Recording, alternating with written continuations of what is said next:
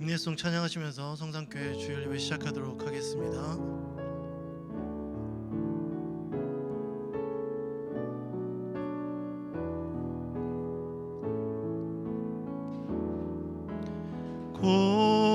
고개 들어 주를 맞이해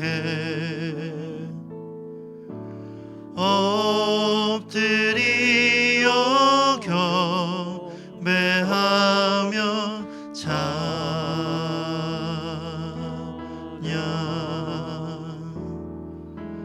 왕의 위엄을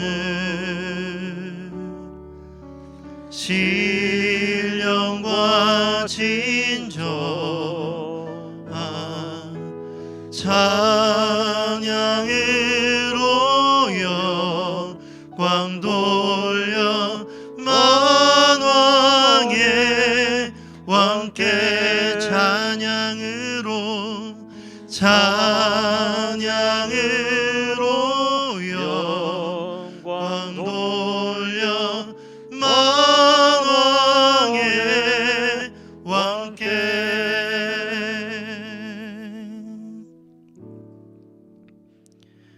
하늘 문 여소서 주의 뜻 이루게 성령님 오소서 이 땅에 영원히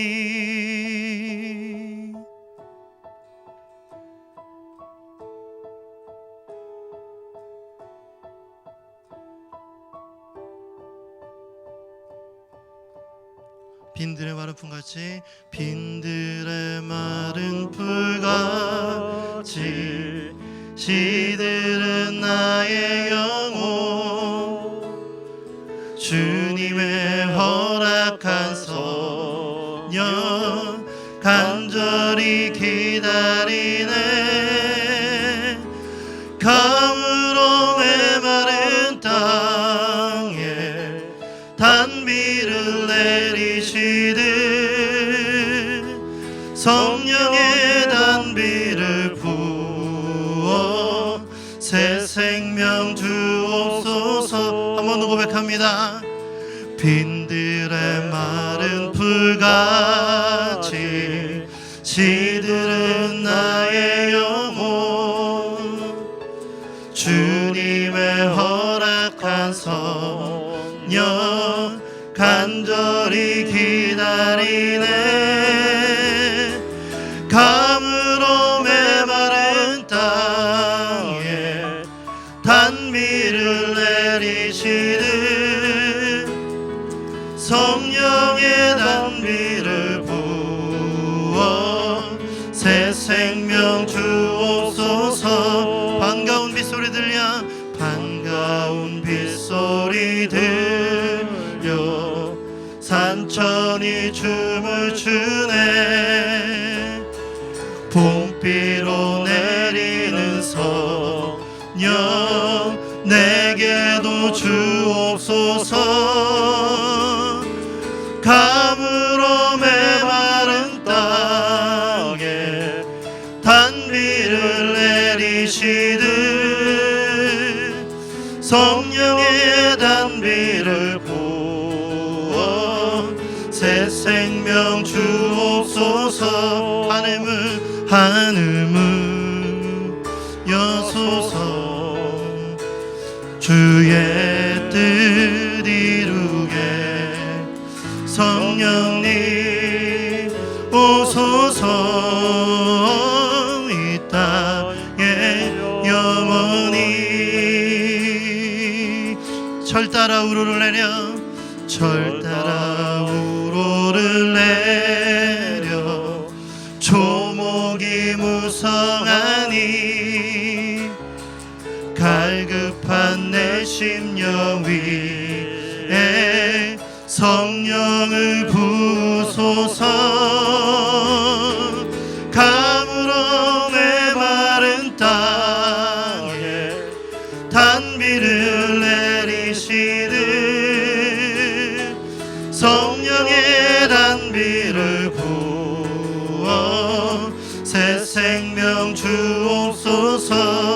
참되신 사랑의 언약 어길 수 있사오냐. 오늘의 흡족한 은혜 주실 줄 믿습니다. 가물어 메마른 땅에 단비를 내리시듯 성령의 단비를 부어 새 생명 주옵소서. 하늘문 여소서 주의 뜻 이루게 성령님 오소서. 이 땅에 영원히 하늘문 여소서 주의 뜻 이루게 성령님 오소서. 이 땅에 영원히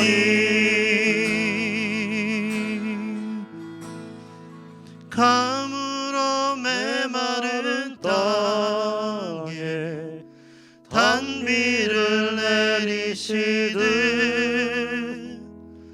성령의 단비를 부어 새 생명 주옵소서.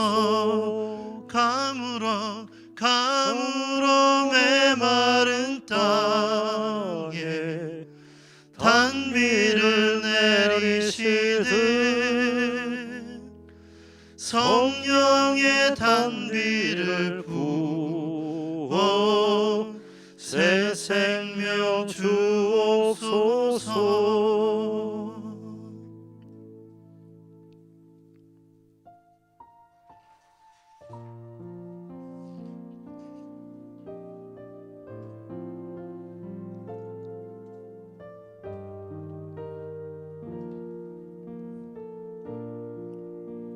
하늘의 문을 여소서. 하늘의 문을 여소서. 이곳을 주목하소서. 주를 향한 노래가 꺼지지 않으니 하늘을 열고 보소서. 이곳에 임재하소서. 이곳에 임재하소서. 주님을 기다립니다.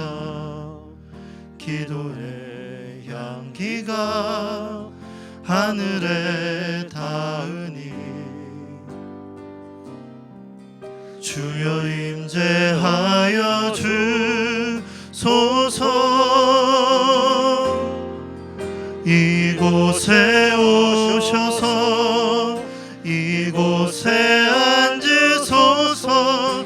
이곳에서 드리는 예배를 받으소서.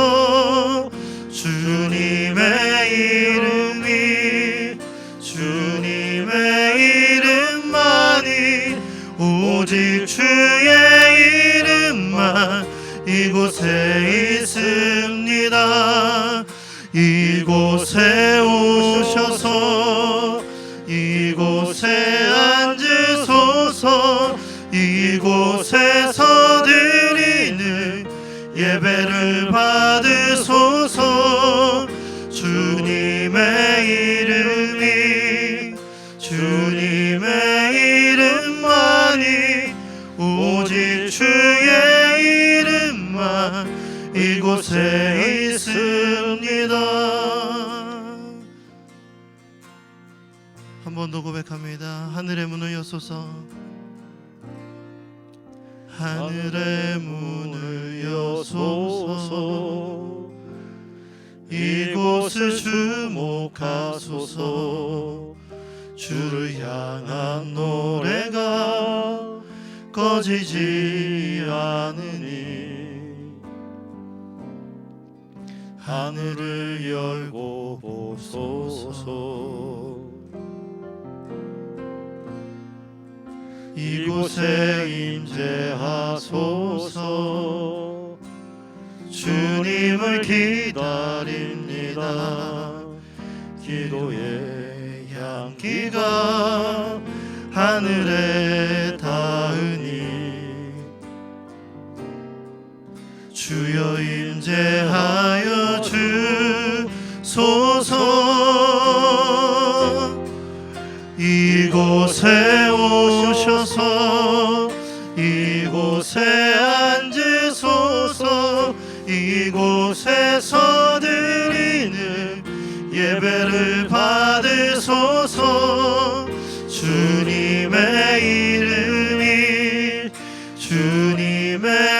이름만이 오직 주의 이름만 이곳에 있습니다. 이곳에 오셔서 이곳에 앉으소서. 이곳에서 드리는 예배를 받으소서. 주님의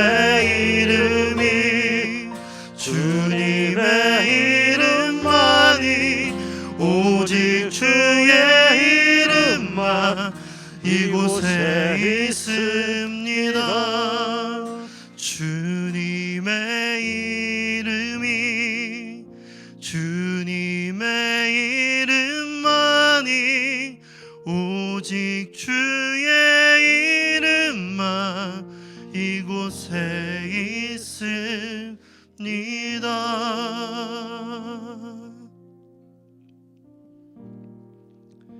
주님의 이름만 우리 예배 가운데 있길 소망합니다. 우리를 대표해서 최현경 집사님 나오셔서 기도해 주시겠습니다.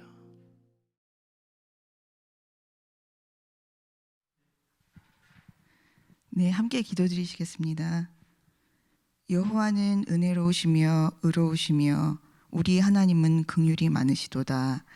여호와께서는 순진한 자를 지키시나니 내가 어려울 때에 나를 구원하셨도다. 내 영혼아 내 평안함으로 돌아갈지어다. 여호와께서 너를 후대하심이로다. 주께서 내 영혼을 사망에서 내 눈을 눈물에서 내 발을 넘어짐에서 건지셨나이다. 아멘. 사랑과 은혜가 풍성하신 하나님 아버지, 오늘 경건한 주님의 날을 맞이하여 영상으로나마 함께 예배드릴 수 있는 환경과 건강 허락하여 주신 것 감사드립니다. 지난 한 주간 주님의 발자취를 닮아 살고자 하였으나 그에 닿지 못하고 온전하게 거듭난 자로 살지 못했음을 회개합니다. 용서하여 주시옵소서. 하루빨리 코비드 이전의 일상으로 돌아갈 수 있기를, 또한 매일을 그의 감사함으로 살아갈 수 있기를 기도드립니다. 특히 연로하신 성도님들과 연약한 지체들을 기억하여 주시고 그들의 강건함을 붙들어 주시기를 간구합니다. 주님, 회복시켜 주시옵소서. 예배의 첫 시작입니다. 주의 말씀과 예배에 대한 간절함이 날이 갈수록 무뎌지고 있다면, 또한 함께하지 못함으로 성도들 서로에 대한 사랑과 교회 조직에 대한 관심과 섬김이 부족해지고 있다면 그 해이해진 마음을 이 예배 시간을 통하여 다잡을 수 있기를 간절히 기도드리고 바라옵니다. 귀한 말씀 전하시는 주의 종들과 예배를 준비하시는 모든 지체들과도 함께 하셔서 안전하게 모든 교회 모임이 이루어질 수 있도록 매 순간 보호하여 주시고, 어려운 가운데도 말씀 전함에 힘쓰시는 세계 각국의 선교사님들과 주의 일을 도모하시는 모든 손길이에 부족함이 없도록 항상 주님께서 먼저 준비해 주실 줄을 믿사옵나이다. 살아계시고 저희의 반석이 되시고 구원 되시는 주 예수 그리스도의 이름으로 기도드립니다. 아멘.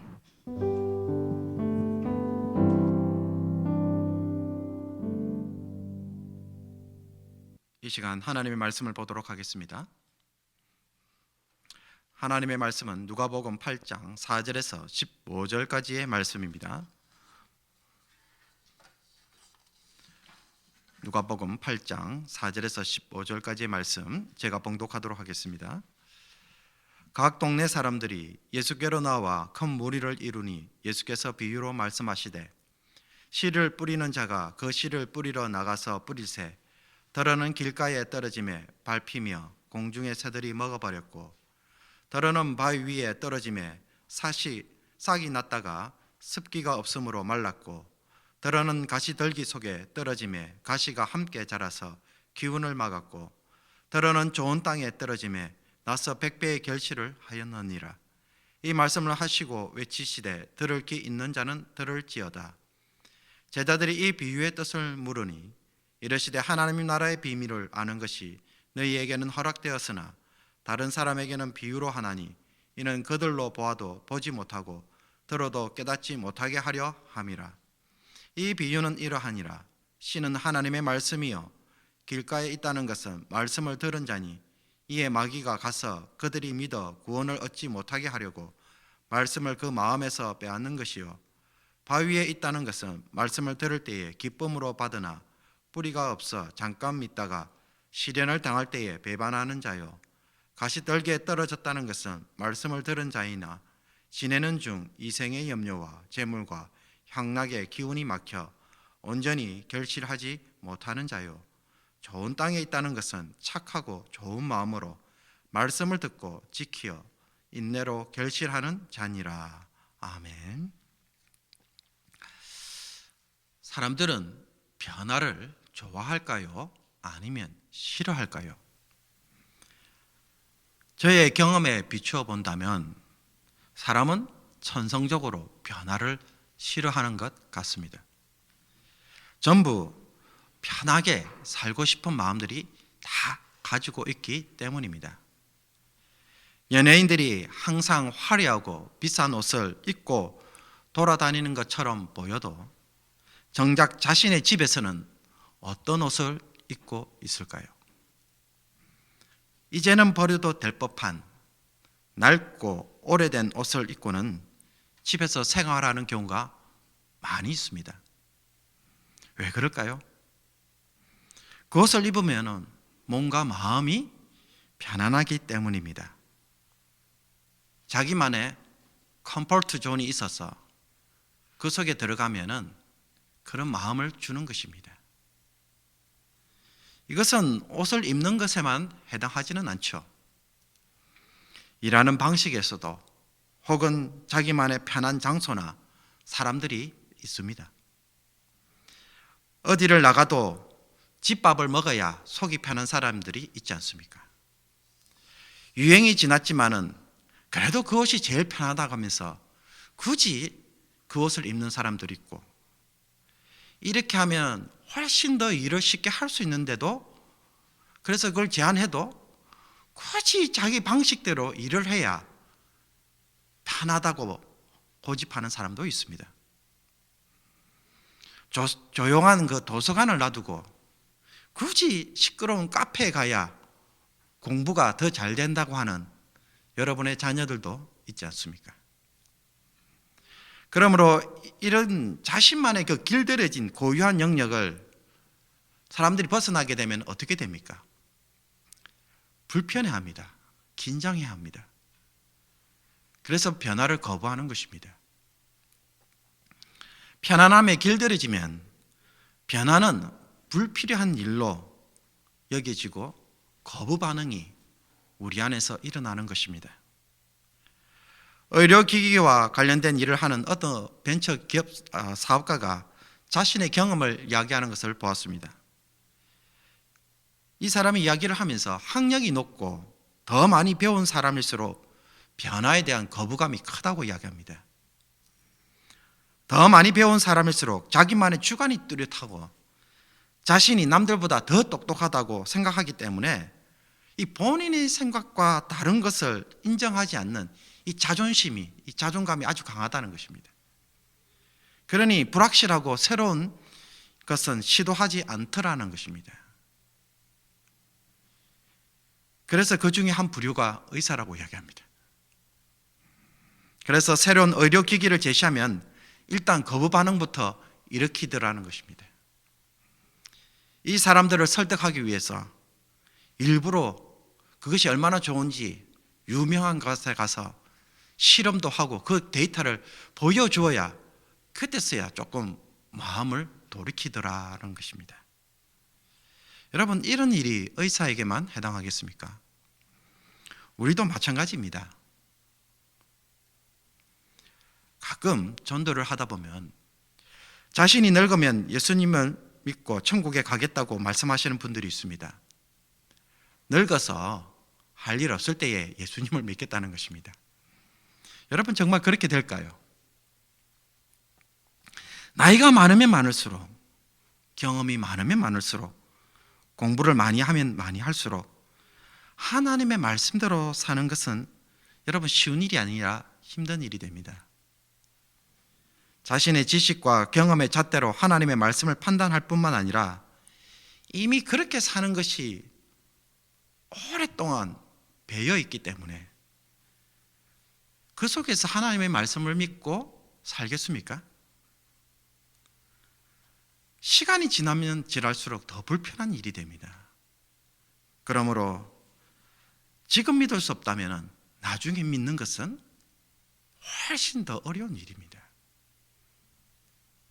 그러므로 자기 본성과 감정, 이 경험으로 살아온 삶에서 하나님의 말씀이 요구하는 삶으로 바꾸는 일은 쉬운 일입니까? 예배를 드리고 설교를 듣는 것만으로 내가 쉽게 변화될 수 있다고 생각하십니까? 이 질문에 우리가 진짜 깊이 생각해 봐야 됩니다. 그 대답은 분명 놓일 것입니다. 본성적으로 우리는 변화를 거부하기 때문입니다. 그러므로 자연스럽게 변화되는 것이 아니라 싸우지 않으면 안 되는 게 변화입니다. 의도적인 노력이 없으면 이 변화의 열매를 맺기가 너무나도 힘든 것이 우리 자신의 모습입니다. 그러므로 이 문제를 우리가 우리의 내면에서 신앙생활하는 데서 심각하게 좀 다뤄주어야 합니다. 오늘 좀 그 부분을 좀 다루려고 합니다. 오늘 우리가 읽은 본문은 하나님 나라가 어떻게 오는지를 알려주기 위해서 예수님의 비유로 설명하시는 내용입니다. 예수님이 하나님 나라를 이 비유로 설명하는 데는 이유가 있습니다. 그것은 당시에 많은 사람들이 하나님 나라를 너무나도 오해하고 있기 때문에 예수님은 하나님 나라가 어떻게 오는지 거듭거듭 자꾸 이야기를 많이 할 수밖에 없었습니다. 그래서 우리도 복음서를 잘 이해하려고 한다면 무엇이 문제인지 이거를 잘 알아야 사실 복음서도 잘 이해할 수 있습니다. 예수님이 사역을 시작할 때에 예수님은 때가 찼고 하나님 나라가 가까이 왔으니 회개하고 복음을 믿으라는 말씀으로 선포하셨습니다. 예수님이 하나님 나라를 선포할 때에 당시에 많은 유대인들은 예수님에게 열광하고 그 하나님 나라에 대해서 굉장히 좋아했었습니다. 코로나 바이러스 사태 속에서 백신이 유일한 희망으로 등장하는 것처럼 예수님 당시에 유대인들에게 이 하나님 나라라는 것은, 이 하나님 나라가 가까이 왔다는 것은 마치 백신이 만들어져서 곧 사람들에게 접종할 것이라는 것만큼이나 기쁜 소식이었습니다. 아, 그러면 나는 죽지 않겠구나. 70년 만에 바벨론 포로 생활에서 벗어나 고국에 돌아왔습니다. 그럼에도 불구하고 이스라엘은 여전히 페르시아 제국하에 있었습니다. 그 페르시아 제국이 멸망하고 난 다음에 자유롭게 살 수 있었습니까? 아닙니다. 로마가 곧 들어와서 이 팔레스타인 지역은 로마의 식민지가 됩니다. 그리고 자신들을 다스리는 그 헤롯 왕은 어디 출신입니까? 이두메 출신입니다. 정통 유대인이 아닙니다. 다윗 가문의 왕이 아니었습니다. 로마가 내세운 왕에 불과했던 것입니다. 그러니 다시 바벨론으로 돌아온 이 이스라엘은 제대로 된 나라가 아니었습니다.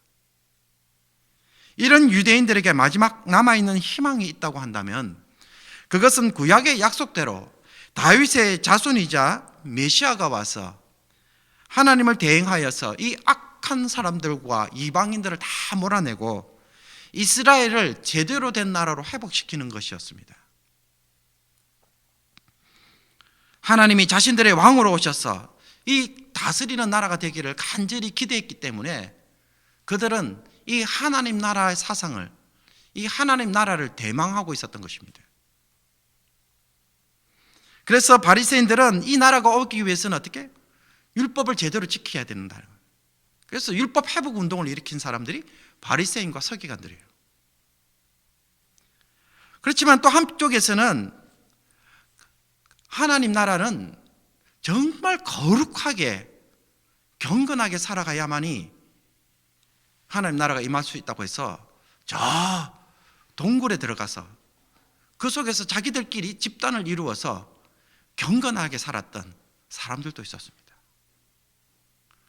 하지만 또 다른 한편에서는요, 하나님 나라가 이 이스라엘 땅 가운데 세워지기 위해서는 이 로마의 식민지로부터 독립을 해야 된다.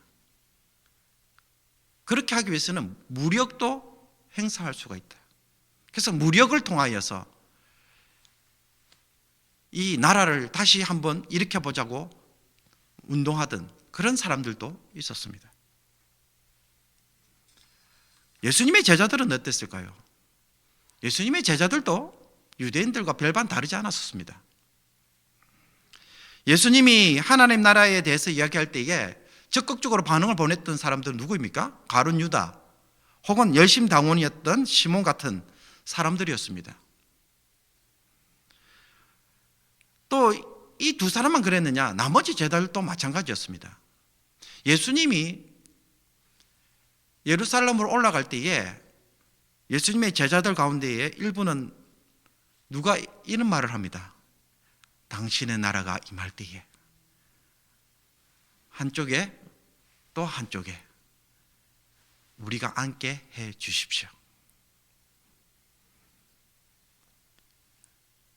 그러니 제자들도 그 생각의 틀에서 벗어나지를 못했습니다. 예수님이 나귀를 타고 예루살렘에 입성하실 때에 모든 제자들이 열광을 했습니다. 왜 열광을 했을까요? 이제 예수님이 예루살렘을 향하여 진격하신다는 것입니다. 이스라엘의 왕이 되기 위하여. 심지어 예수님이 부활하시고 40일 동안 하나님 나라에 대해서 설명할 때도 일부 제자들이 그래도 또 던지는 질문이 하나 있었습니다. 무엇입니까? 그들이 모였을 때 예수께 여쭈어 이르되 주께서 이스라엘 나라를 회복하심이 이때니까 하니.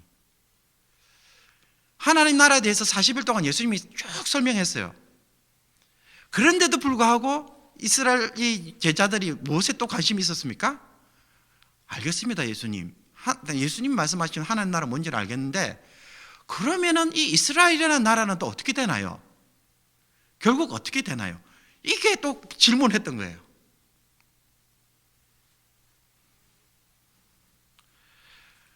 그렇다면은 예수님이 정말 의도했던 하나님 나라는 어떤 것입니까? 그것을 보여주는 것이 오늘 씨 뿌리는 비유에 나와 있습니다. 이것에 대해서 제가 지난 금요일 날 새벽 기도 때 이미 충분히 설명을 했습니다만은 다시 한번 좀 더 나누었으면 좋겠습니다. 예수님은 하나님의 말씀이라는 씨를 뿌리는데 네 종류의 밭이 있어서 그것을 뿌렸는데 대부분 결실하지 못했다는 것입니다. 다만 좋은 밭에 떨어진 씨가 있는데 누가복음에서는 100배의 결실을 그 씨가 맺었다고 말을 하고 있습니다. 그래서 하나님 나라는 이런 식으로 온다는 것입니다. 여기에서 예수님이 의도하시는 하나님 나라는 무엇입니까? 정치적으로 군사적으로 무력을 통해 현 정권을 뒤집고 로마를 몰아내고 헤롯 왕을 제거하며 온 백성들의 압도적인 지지를 받고 등장하는 방식으로 올까요? 만약 그렇게 하려고 한다면은 이 비유 속에서 하나님 나라가 임하는 방식은 분명 이런 단어들로 묘사되어야 합니다. 정치 권력, 무력, 혹은 공산주의자들처럼 민중들의 대규모 저항 운동, 혹은 로마와 기득권 세력을 뒤집을 수 있는 막강한 기적을 행할 수 있는 그 무엇, 신적인 능력이 분명 소개되어야만 했다는 것입니다. 그러나 예수님이 비유를 통해서 말씀하시는 나라는 무엇입니까? 하나님의 말씀이라는 씨를 뿌리는 내용으로 중심이 잡혀 있습니다. 사람들이 하나님의 말씀을 듣고 응답하는 것에서 하나님 나라가 임한다는 것입니다. 쉽게 말해볼까요? 하나님의 말씀이 중심이 되는 나라입니다. 정치, 경제, 문화, 복지 정책으로 세워져 가는 나라가 아닙니다. 세상을 하나님의 말씀으로 말씀화하는 것이 예수님이 생각하시는 하나님 나라였습니다. 우리는 주님의 이 거대한 비전에 부르심을 받았고 하나님의 말씀으로 새로운 세상을 꿈꾸는 사람들로 부르심을 받았습니다. 그러므로 예수님이 꿈꾸시는 그 하나님 나라는 무엇을 통하여서 삶이 세워지는 것입니까? 하나님의 말씀으로 세워집니다. 여기에서 사람들이 복이 주어지고요. 여기에서 은혜가 주어지고요. 여기에서 살 길이 일어나고요. 여기에서 내 인생의 미래가 결정되어지고요. 여기에서 우리의 삶이 회복되고 우리를 새롭게 합니다. 그래서 예수님을 만나고 예수님의 말씀을 믿고 따르는 자들마다 어떤 일들이 일어납니까? 회개하고 변화되는 역사가 일어나는 것입니다. 그래서 예수님의 사역은 무엇을 보여주는 겁니까? 하나님의 말씀이 어떤 일들을 이루시는지, 하나님의 말씀을 믿고 순종할 때 어떤 일들이 일어나는지를 예수님을 통해서 보여주는 것입니다. 그러면 오늘도 우리에게 이 하나님의 말씀을 붙잡고 나가는 자들에게 무슨 일들이 일어날 수 있겠습니까? 예수님이 2000년 전에 행하셨던 그 일들이 오늘날에도 일어날 수 있다는 이야기를 하고 있는 것입니다. 왜? 그것을 통해서 하나님 나라가 어떻게 임하는지 예수님 보여주고 계셨기 때문입니다.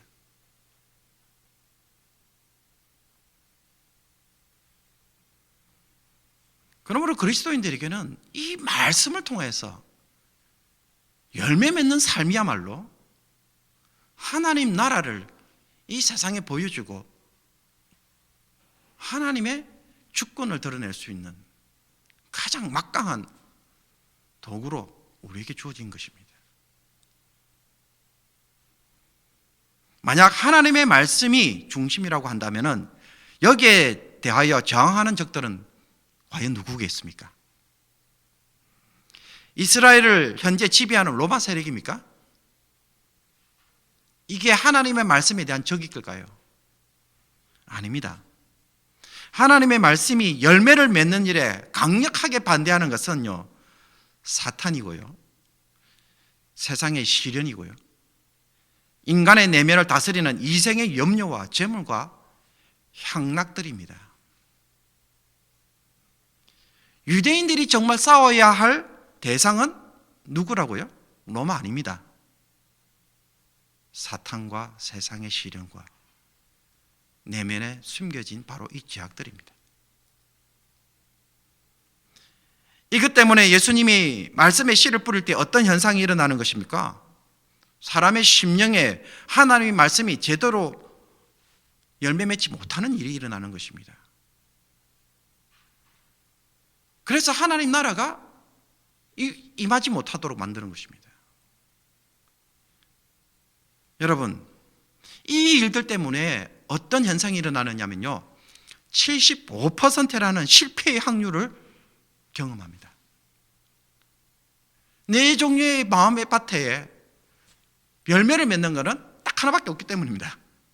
그러니 75%는 다 실패해요. 길가에도 뿌리고 바위 위에도 뿌리고 가시덤불 속에서도 뿌리고 좋은 땅에 뿌려 놓습니다. 어느 누구 하나 차별 없이 모든 곳에 기회를 줍니다. 하지만 결과는 무엇입니까? 4명 중 1명만 제외하고는 다 거부하더라는 것입니다. 첫 번째 사람은 처음부터 사탄의 유혹에 넘어가서 아예 관심을 주지 않습니다. 나머지 3명 중에 2명은 그래도 하나님 말씀에 조금 관심을 가집니다. 그러나 나중에 포기하고 말죠. 결국 남은 한 사람, 그 사람만이 좋은 땅에 심겨진 씨앗이 되어 100배의 결실을 맺습니다.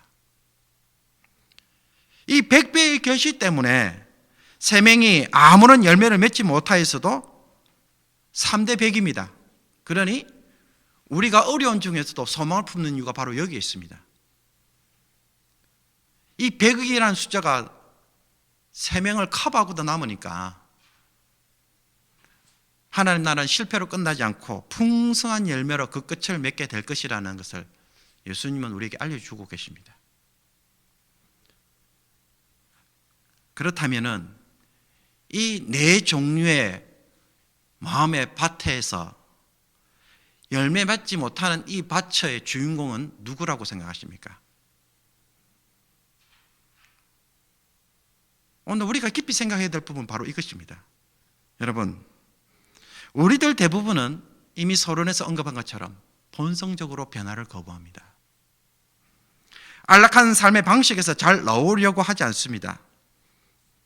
그러므로 이런 우리들이 마지막에 등장하는 이 좋은 땅이 될 수 있을까요?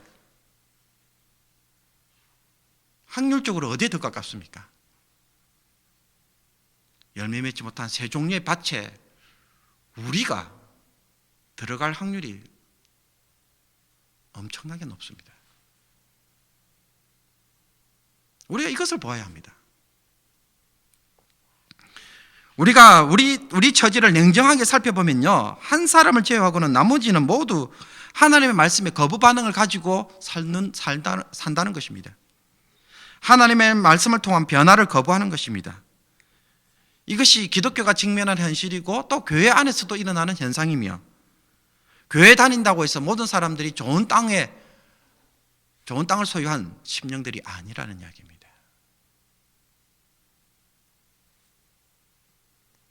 문제는 그 속에 내가 들어갈 수 있는 것입니다. 여기에 우리의 영적인 경계감이 있어야 되는 것입니다. 주님의 말씀대로 한다면 우리 중에 4명, 1명만 하나님의 말씀에 열매를 맺고 나머지는 다 맺을 수 없다는 경고를 받고 있는 것입니다.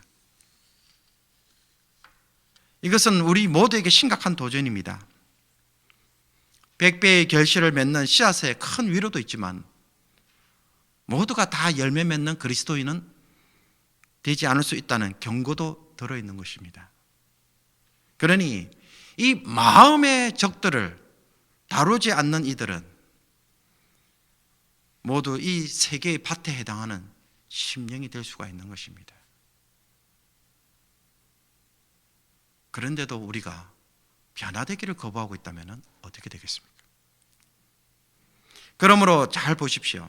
하나님의 말씀에 변화되지 않으려고 거부하는 이 편안함, 컴포트 존의 실체는 무엇입니까? 예수님은 우리에게 지적합니다. 사탄과 세상의 시련과 이생의 염려와 재물과 향락들이라고 말합니다. 변화되지 않으려고 내 방식대로 살아가려고 하는 그 이면에 뭐가 있습니까? 이 영적인 실체가 있다는 것입니다. 게으름의 문제로 끝나는 것이 아니라 심각한 영적인 문제가 뒤에 배경을 이루고 있는 것입니다.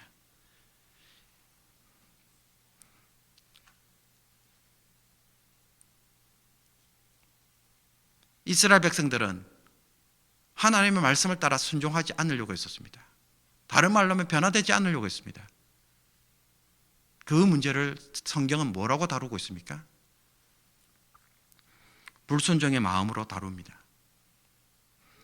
편안함을 버릴 것인가 말 것인가 라는 문제는 알고 보면 죄의 문제와 깊이 관련되어 있는 것입니다. 이것을 가볍게 여길 수 있는 것이 아닌 것입니다. 다윗이 아비나답의 집에 있던 하나님의 법궤를 다윗성으로 옮기려고 할 때가 있었습니다. 그때에 아비나답의 아들 우사와 아효가 새 수레에 하나님의 법궤를 싣고 이동시켰습니다. 그러나 나곤의 타작 마당에 이르렀을 때 갑자기 소들이 뛰는 바람에 그만 우사가 손을 들어서 하나님의 법궤를 잡는 일이 발생했습니다. 누가 봐도 이것은 예상치 못한 사고이고 우사 역시 급한 마음에 의도치 않게 언약궤가 떨어질까 봐 붙잡은 행위였습니다. 그런데 성경은 이 문제를 어떻게 다룹니까? 우사가 잘못함으로 말미암아 진노하사 그를 그곳에서 치시니 그가 거기 하나님의 궤 곁에서 죽으니라. 굉장합니다. 무지와 실수가 변명이 될 수 있나요? 하나님 허용하지 않습니다. 율법대로 행하지 않은 불순종에 대해서 하나님이 매우 단호하게 반응하시는 모습을 보여줍니다. 언약궤는 사람이 언약궤에 봉을 넣어서 메고 가야 했는데 다윗과 우사는 그런 것들을 무시하고 어떻게 했습니까? 자기들이 편한 방식으로 언약궤를 다뤘던 것입니다. 이렇게 해도 되겠지. 그러다가 이 사단이 일어난 것입니다. 그 결과는 무엇입니까? 여러분, 죽음입니다. 그러므로 편안함을 문제로서 답을 끝내는 것이 아니라 이 뒤에는 영적인 문제가 있고 그것은 죄의 문제와 연결되어 있다는 것을 깨닫고 우리가 이 문제를 적극적으로 대하지 않으면 안 되는 것입니다. 여러분, 이런 죄는 우리가 언제든지 버리고 싶으면 버릴 수 있는 죄가 아닙니다. 그렇게 만만하게 볼 수 있는 죄가 아니에요. 우리의 마음에 분노가 일어날 때 여러분, 마음만 먹으면 그 분노가 당장이라도 사라지는 때가 있습니까? 아니죠. 의도적으로 정말 노력하지 않으면요, 사람의 이 분노로 이 감정이라는 것, 이 마음이라는 것은 결코 쉽게 떨어지지 않습니다. 그래서 시간을 투자해야 합니다. 우리가 열매 맺는 좋은 밭이 되려고 한다면, 좋은 땅이 되려고 한다면 우리에게도 무엇이 필요합니까? 의도적인 노력이 필요하다는 이야기입니다. 편안함에 뒤에 깔려있는 영적인 문제를 안고 마음의 경계를 삼고 우리의 묵은 땅을 기경시키는 노력이 있어야 되는 것입니다.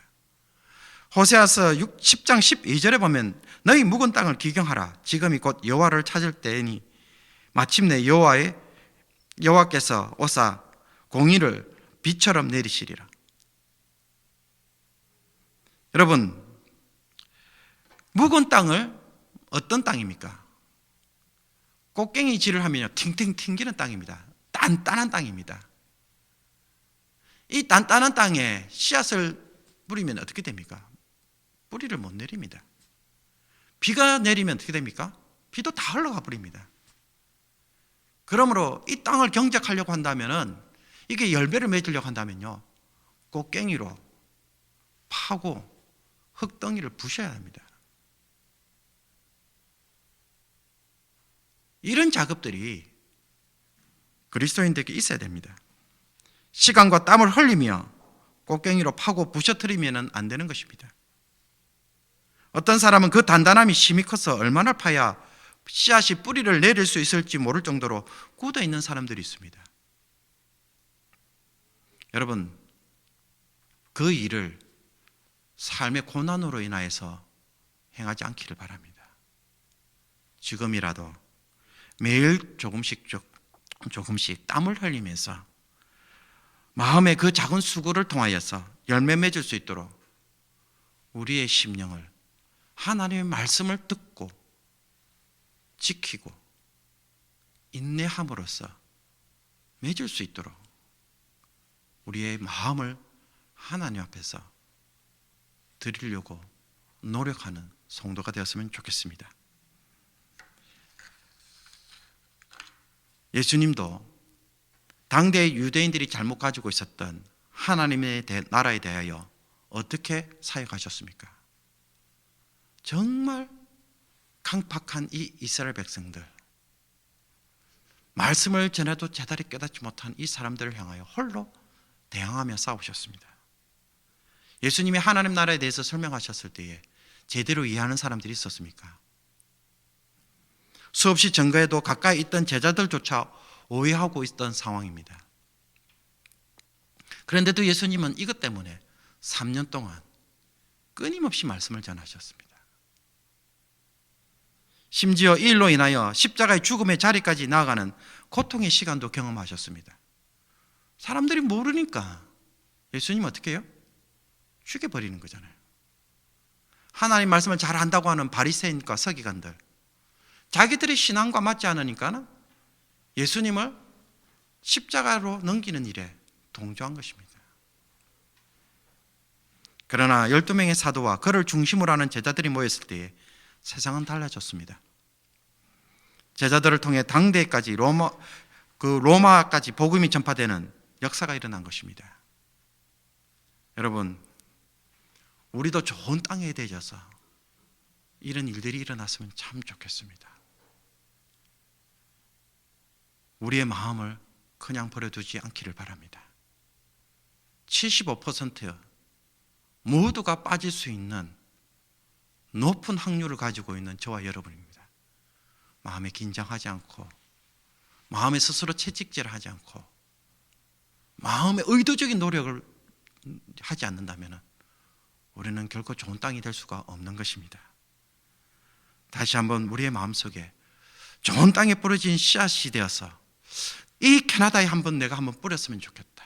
이 성산교회에 한번 뿌렸으면 좋겠다.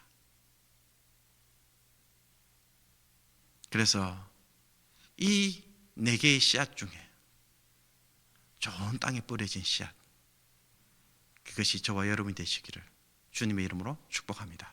기도하겠습니다.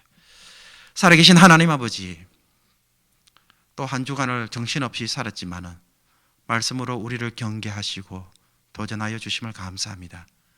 하나님, 아무렇게나 살았던 것에 대하여 하나님 입술의 변명으로 끝내는 저들이 아니라 오늘 주신 말씀처럼 이 뒤에 영적인 문제들이 있음을 깨닫고 하나님의 말씀을 무지함과 변명함으로 처리하는 죄들이 되지 않도록 도와주시옵소서. 간절히 소원합니다. 하나님, 변화를 싫어하기 때문에 하나님 열매 맺지 못하는 밭이 될 수 있는 것이 우리 자신임을 알고 다시 한번 주님 앞에서 깨어 기도하고 말씀을 가슴에 담고 매일 하루를 시작하게 하여 주옵소서.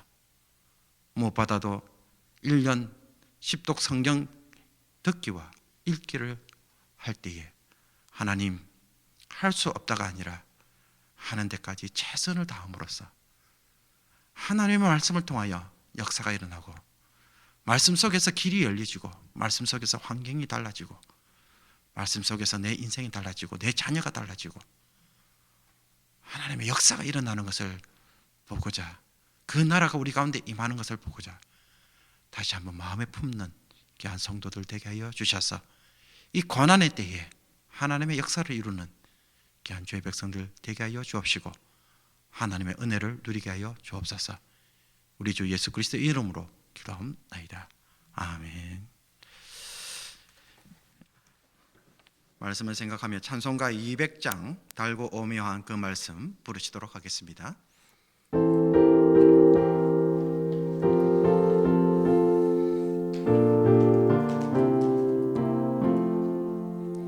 달고 묘한 그 말씀, 생명의 말씀은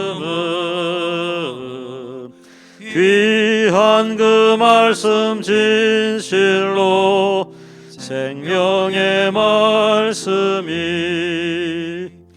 나의 길과 믿음 밝히 보여주니 아름답고 귀한 말씀 생명샘이로다. 아름답고 귀한 말씀 생명샘이로다.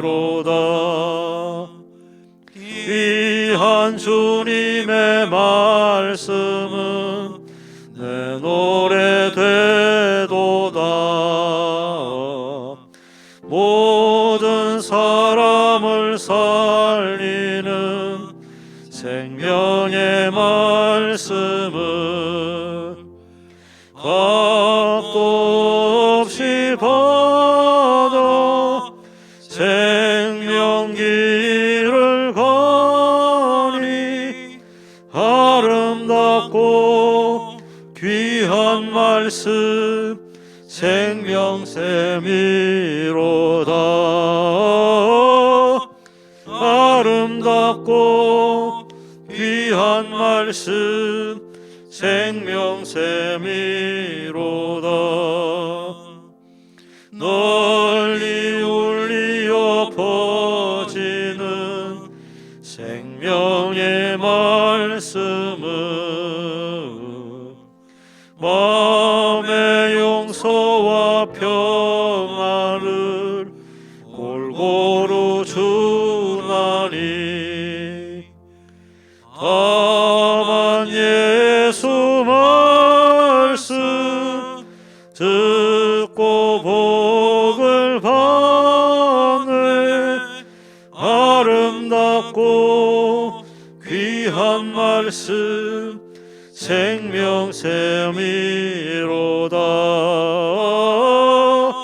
아름답고 귀한 말씀 생명샘이로다.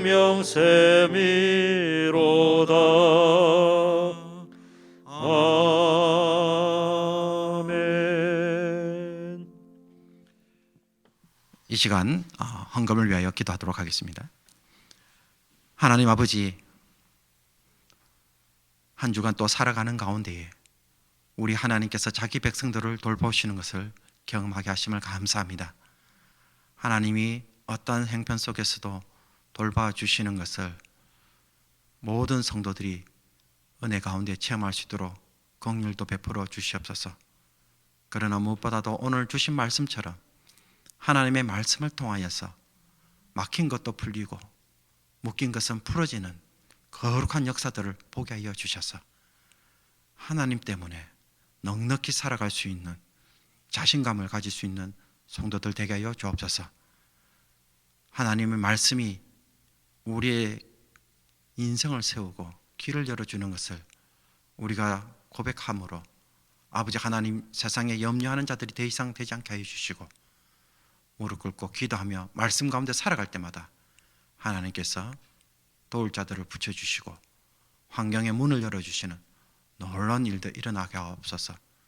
무엇보다도 간절히 바라는 것은 또한 저희들이 저희 자신들만 위하여 기도하는 것이 아니라 주변에 고통받는 이웃들을 위하여 중보기도 하며 또 이웃의 아픔을 돌아보며 그들과 함께 울어주고 또 격려도 할 수 있는 또 나눠줄 수 있는 마음들이 있게 하여 주셔서 하나님, 이 시대를 하나님의 긍휼로 하나님의 사랑으로 베풀 수 있는 넉넉한 심령도 되게 하여 주옵소서. 행여라도 이런 결심을 할 때에 물질의 어려움 때문에 돕지 못하는 일들이 없도록 풍성하게 채우시는 은혜 주의 백성들 체험하게 해주시고 넉넉히 나눌 수 있도록 인도하여 주옵소서.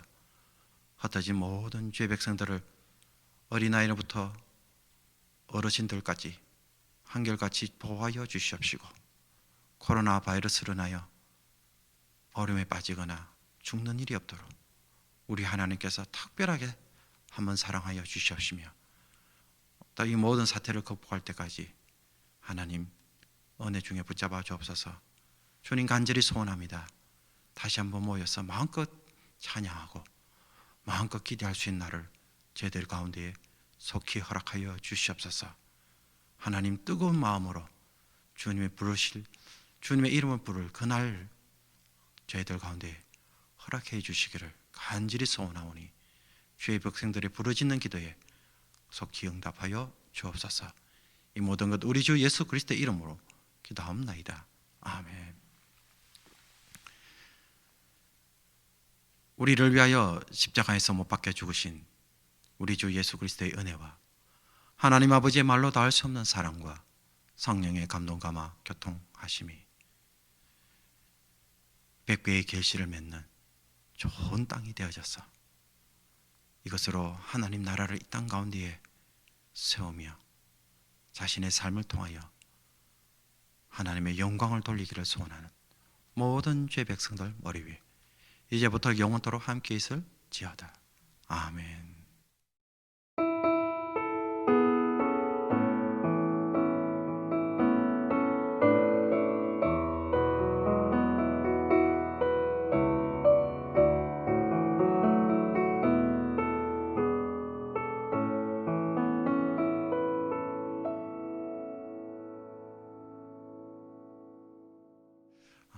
이 시간 몇 가지 광고를 드리도록 하겠습니다.